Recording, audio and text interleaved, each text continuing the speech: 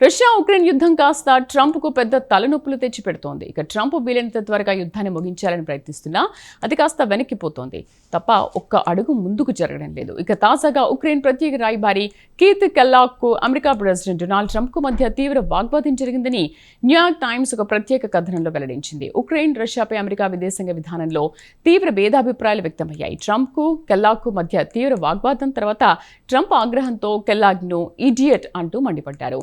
దీంతో America foreign policy టీంలో Ukraine Russia యుద్ధానికి సంబంధించి ఏకాభిప్రాయం కుదరడం లేదని తెలుస్తోంది. ఈ క్రమంలో రష్యా ఉక్రెయిన్ యుద్ధం ఇప్పట్లో ముగుస్తుందా లేదా అని అనుమానాలు వ్యక్తమవుతున్నాయి. మరి కెల్లాగ్కు ట్రంప్కు ఎక్కడ బిడిసిందో ప్రత్యేక కథనంలో చూద్దాం.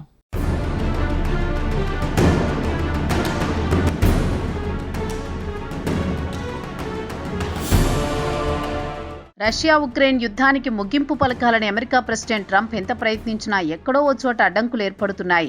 రష్యా ఉక్రెయిన్కు మధ్య గత 4 సంవత్సరాల నుంచి యుద్ధం కొనసాగుతోంది. మరో నెల దాటితే యుద్ధం 4 నుంచి 5వ సంవత్సరంలోకి అడుగు పెడుతుంది. అయితే ట్రంప్ అమెరికా ప్రెసిడెన్షియల్ పోల్ సందర్భంగా తాను ప్రెసిడెంట్గా ఉంటే అసలు యుద్ధం జరగనిచ్చేవాడిని కాదు, జో బైడెన్ అసమర్థత వల్ల యుద్ధం కొనసాగుతోందని తాను ప్రెసిడెంట్గా బాధ్యతలు స్వీకరించిన 24 గంటల్లోనే యుద్ధానికి ముగింపు పలుకుతానని గొప్పలు చెప్పాడు. తీరా చూస్తే ట్రంప్ ప్రెసిడెంట్ బాధ్యతలు స్వీకరించి ఈ నెల 20వ తేదీ నాటికి ఏడాది పూర్తి అవుతుంది. మరి ఈ ఏడాది కాలంగా ఆయన చేసిన ప్రయత్నాలు ఎక్కడా ఫలించలేదు. ఆయన చేస్తున్న ప్రతిపాదనలు పుతిన్కు అనుకూలంగా ఉన్నాయి, ఉక్రెయిన్కు ప్రతికూలంగా ఉన్నాయి. ఈ క్రమంలో ఇప్పటికే ట్రంప్కు జెలెన్స్కీకి మధ్య పలుమార్లు చర్చలు జరిగాయి. అయినా సమస్యకు మాత్రం పరిష్కారం లభించడం లేదు.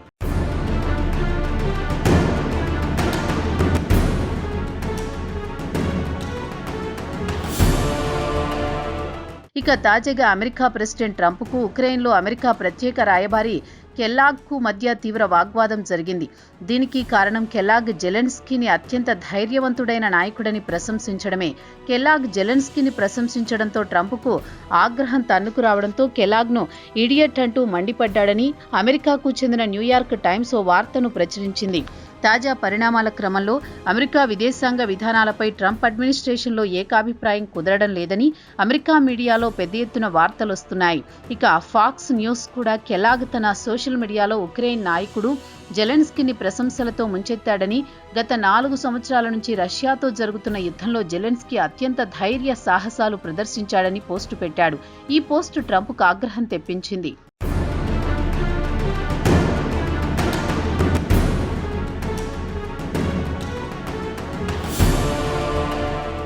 మరోపక్క ట్రంప్ అవకాశం చిక్కినప్పుడల్లా జెలెన్స్కీపై తీవ్రస్థాయిలో విమర్శలు గుప్పిస్తూ ఉంటాడు. ట్రంప్ జెలెన్స్కీని నియంత అని, ఎన్నికలు నిర్వహించకుండా కాలయాపన చేస్తున్నాడని, తన పదవిని కాపాడుకోవడానికి యుద్ధాన్ని కొనసాగిస్తున్నాడని, యుద్ధం పేరుతో వివిధ దేశాల నుంచి వచ్చే డబ్బును నొక్కేస్తున్నాడని శాపనార్థాలు పెట్టాడు. మరోవైపు ఆయన అడ్మినిస్ట్రేషన్కు చెందిన ఉన్నతాధికారులు మాత్రం జెలెన్స్కీని ప్రశంసలతో ముంచెత్తడం సహజంగానే ట్రంప్కు ఆగ్రహం తెప్పించింది.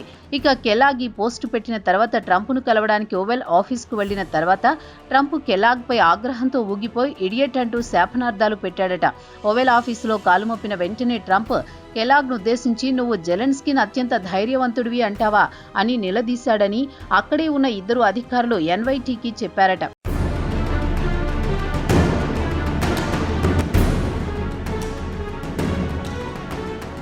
దానిని కెల్లాగ్ సమాధానమిస్తూ అవును సార్, జెలెన్స్కీ నిజంగానే అత్యంత ధైర్యవంతుడు, సాహసవంతుడని మరోమారు ట్రంప్ ముందే ప్రశంసలు గుప్పించాడు. జెలెన్స్కీ ఉక్రెయిన్ మనుగడ కోసం, ఉక్రెయిన్ ఉనికి కోసం పోరాడుతున్నాడని, ఇలాంటి పరిస్థితిని అబ్రహం లింకన్ సమయంలో అమెరికా ప్రెసిడెంట్ ఎదుర్కొన్నారని ఆయన ఒక విధంగా జెలెన్స్కీని అబ్రహం లింకన్తో పోల్చాడు. ఇక కెల్లాగ్ జెలెన్స్కీని ప్రశంసలతో ముంచెత్తడంతో ట్రంప్ లోలోన ఆగ్రహంతో రగిలిపోయాడు.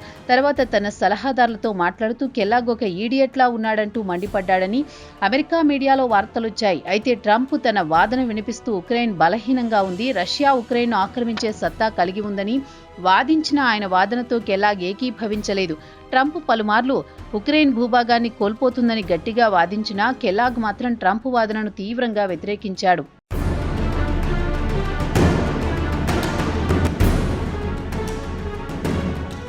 సర్ రష్యాతో అయ్యే పని కాదు, రష్యాకంత సత్తా లేదని తేల్చేశాడు. కెలాగ్ వాదనతో joint chief of staff chairman general Caine కూడా మద్దతు పలికాడు. ఆయన కూడా రష్యా దళాలు అత్యంత బలహీనంగా ఉన్నాయి, అసమర్థమైనవని పేర్కొన్నాడు. ప్రస్తుతం రష్యా చేతికి పోక్రోవ్స్క్ వచ్చినప్పటికీ డొనెట్స్క్ ప్రాంతాన్ని స్వాధీనం చేసుకోవడానికి రష్యాకి కనీసం 30 నెలల సమయం పడుతుందని అమెరికా ఇంటెలిజెన్స్ గణాంకాలు చెబుతున్నాయి. అయితే తర్వాత ఆ అంచనాలు కుదించి 20 నెలలు లేదా అంతకంటే తక్కువ కాలంలో స్వాధీనం చేసుకోవచ్చునని పేర్కొంది. ప్రస్తుతం ఇటు ట్రంప్కు ఆయన అడ్మినిస్ట్రేషన్లోని ఉన్నతాధికారులకు మధ్య ఏకాభిప్రాయం కుదరడం లేదు. ఇక ట్రంప్ పుతిన్కు అనుకూలంగా వ్యవహరిస్తుంటే ఆయన అధికారులు మాత్రం జెలెన్స్కీని వెనకేసుకొస్తున్నారు. గత కొన్ని రోజుల నుంచి ట్రంప్ యుద్ధాన్ని ముగించాలని పలు ప్రతిపాదనలు తీసుకువచ్చాడు. వాటిలో రష్యా ఆక్రమించిన భూభాగాన్ని రష్యాకు వదిలేయాలని ట్రంప్ జెలెన్స్కీపై ఒత్తిడి తెచ్చాడు. క్రిస్మస్ లోగా ఈ డీల్ పూర్తి చేయాలనుకున్నా సాధ్యపడలేదు.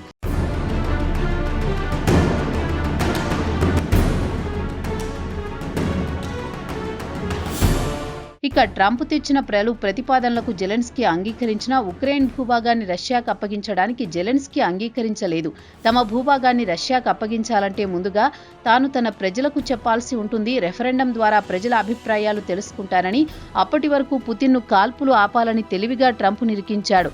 అయితే పుతిన్ మాత్రం తాను ఉక్రెయిన్ భూభాగాన్ని బలవంతంగా లాక్కుంటానని బెదిరిస్తున్నాడు. తాజా ఎపిసోడ్తో క్రెమ్లిన్ కూడా ట్రంప్ అడ్మినిస్ట్రేషన్పై మండిపడుతోంది. ఉక్రెయిన్తో కుమ్మక్కయ్యారని ఆగ్రహం వ్యక్తం చేసింది.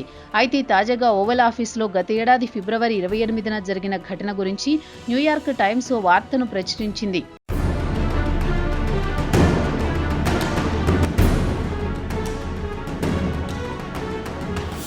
గత ఏడాది ఫిబ్రవరి 28న జెలెన్స్కీ ఓవల్ ఆఫీస్కి వచ్చి ట్రంప్తో భేటీ అయ్యారు. అప్పుడు ఇరువురి మధ్య తీవ్ర వాగ్వాదం జరిగింది. యావత్ ప్రపంచం మీడియా లైవ్ టెలికాస్ట్లో వారి మధ్య జరిగిన వాడివేడి సంభాషణను చూపించింది. ట్రంప్ ఉక్రెయిన్కు రష్యా యుద్ధంలో $350 బిలియన్ ఆయుధాలు, డబ్బు ఇచ్చామని చెప్పాడు. తన డబ్బు తనకివ్వాలని డిమాండ్ చేశాడు. జేడీ వాన్స్ కూడా జెలెన్స్కీపై మండిపడ్డాడు. అమెరికా ఎంతో సాయం చేసినా కనీసం థ్యాంక్స్ అయినా చెప్పవా అంటూ జెలెన్స్కీని నిలదీశాడు. ఓవెల్ ఆఫీసులో వాతావరణం వేడెక్కిన తర్వాత ట్రంప్ టాపిక్ డైవర్ట్ చేశాడట. ఉక్రెయిన్ మహిళలు చాలా అందంగా ఉంటారట అని ట్రంప్ అనడంతో అక్కడి వాతావరణం కాస్త తేలికపడింది. ఇక ట్రంప్ ఇదే టాపిక్ పై మాట్లాడుతూ తాను మిస్ యూనివర్స్ ప్రెజెంట్ పోటీలు నిర్వహించినప్పుడు పోటీకి వచ్చిన వారిలో అత్యంత అందగత్తెలు ఉక్రెయిన్కు చెందిన వారే అని ట్రంప్ అనడంతో దానికి జెలెన్స్కీ ఠక్కున సమాధానమిస్తూ అవును నాకు తెలుసు, అందగత్తెల్లో ఒకరిని తాను పెళ్లి చేసుకున్నానని చెప్పాడు. దీనికి ట్రంప్ స్పందిస్తూ తన మాతమిత్రుడు లాస్ వేగాస్ బిజినెస్ మ్యాగ్నెట్ పిల్ రుఫిన్ మాజీ మిస్ ఉక్రెయిన్ ఒలెక్సాండ్రా నికోలెంకోను వివాహం చేసుకున్నాడని చెప్పి ట్రంప్ వాతావరణాన్ని కూల్ చేశాడని ఒక అధికారి న్యూయార్క్ టైమ్స్కు చెప్పాడట. ఇద్దరు పైకి వాదులాడుకున్న ఇద్దరి మధ్య సంబంధాలు బలంగానే ఉన్నాయని అధికారులు చెప్పారట.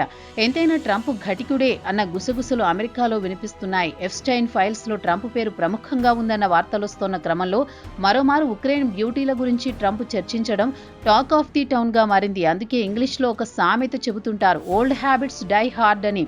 అదే కోవకు చెందుతారు ట్రంప్ అంటారు ఆయనకు పడనివారు.